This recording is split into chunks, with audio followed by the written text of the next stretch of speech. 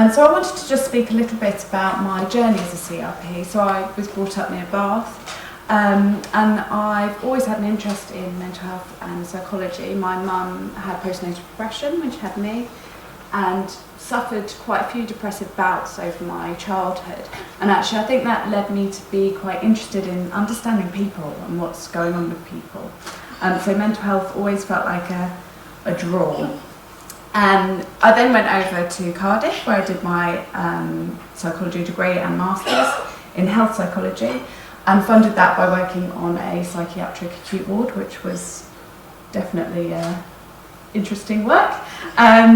I then, after I finished my masters, I moved to London, where I worked on a self-harm unit.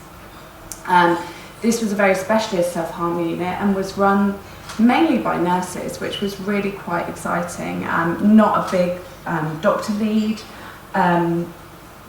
So yeah, nurses and psychology and psychotherapy.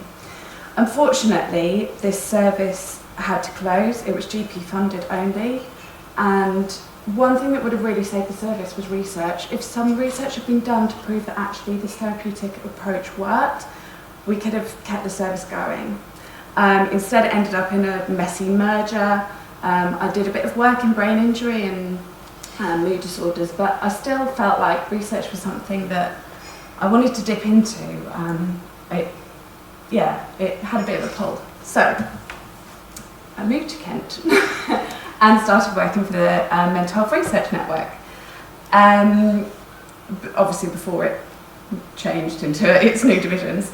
There I started just working on observational studies in learning disabilities, doing questionnaires, and slowly progressed to working on more complex trials, and ended up in international commercial CTIMs. I trained to be a GCP facilitator, attended the ARP course with a lot of colleagues that are in here today, and became a team leader managing over 30 studies, and I currently manage a team of solely CRPs.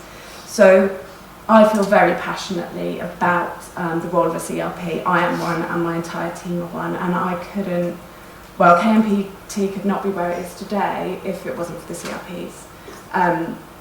I think I'll say later, but we have one nurse and one OT in our entire research team across an entire trust. So the rest are CRPs, so, you know, there's a few of us. So I wanted to talk a bit about what CRPs do in mental health, or what they don't do.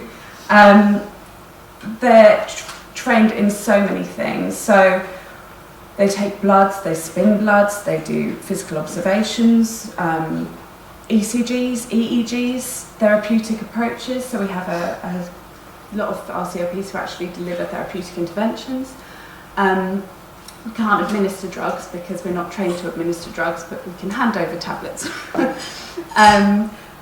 We also are very skilled and an educated workforce. So I know my team, some of them have got degrees and are Band 5 research assistants. PhDs and Band 5 research assistants. And a lot of people have spent many years in the NHS as well, or similar sort of prisons or research environments. So they've all, really spent their time there. Equally, I think that leads them to feel like they should be able to do their job. However, I think we face an awful lot of problems. There are so many job titles, no one actually understands what anybody does. Even when we try to sort of get the same name for somebody across Kent, Surrey, Sussex, it still isn't clear. It's not clear what your banding is, it's not clear what you actually do on a day-to-day basis. There's always, I think Harrod touched on this need to prove yourself constantly. So you don't say no to things that aren't achievable. You feel like you have to really do that. Because otherwise people will think that you're incompetent and that you're not qualified to do what you can do. There's also no clear pathway. In mental health, a lot of psychology grads believe the only place to go is to become a clinical psychologist. This isn't the only place to go. And there are loads of other opportunities, but all these educated people and passionate people just end up going and doing clinical psychology. or not even working in the field, because there is no clear area or job for them to do. So in our team, in my team in KMQT, in mental health we are lucky because psychology is common. Actually, we don't have to prove ourselves as much as some of the other CRPs do, because most of our workforce is psychology grads. We're accepted a little bit more. But what we have managed to do is change our job titles. So after, I think it was the event in 2018, it was when I came back from maternity leave, and we decided that actually all of our team members would become CRPs. They are CRPs, so why not change their job titles? So they are now CRPs. We're hoping to use the framework to actually develop job descriptions going forward, so that matches the competency level that we've identified already. We can use this for interviews, we can use it for our banding scales as well, so people could come in and actually work to become a CRP and then develop into a more senior CRP. We've actually managed to get some of our CRPs consenting to CTIMPs.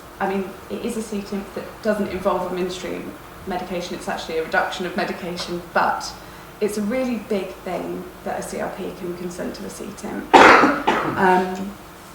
And this has only been done by really working together, and I think Kaylee's going to touch on this, that by working together is the only way that we can develop CRPs in this initiative.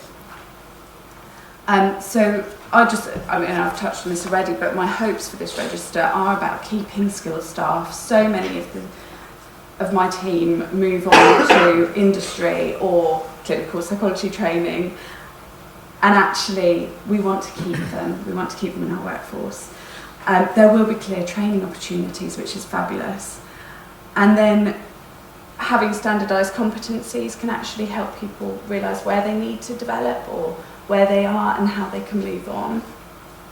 And my dream is to have a drop-down box when someone says, "What's your job title?"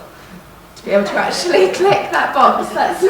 That's our little glass slipper there. So that's my hopes from the register, and to continue to deliver quality research going forward.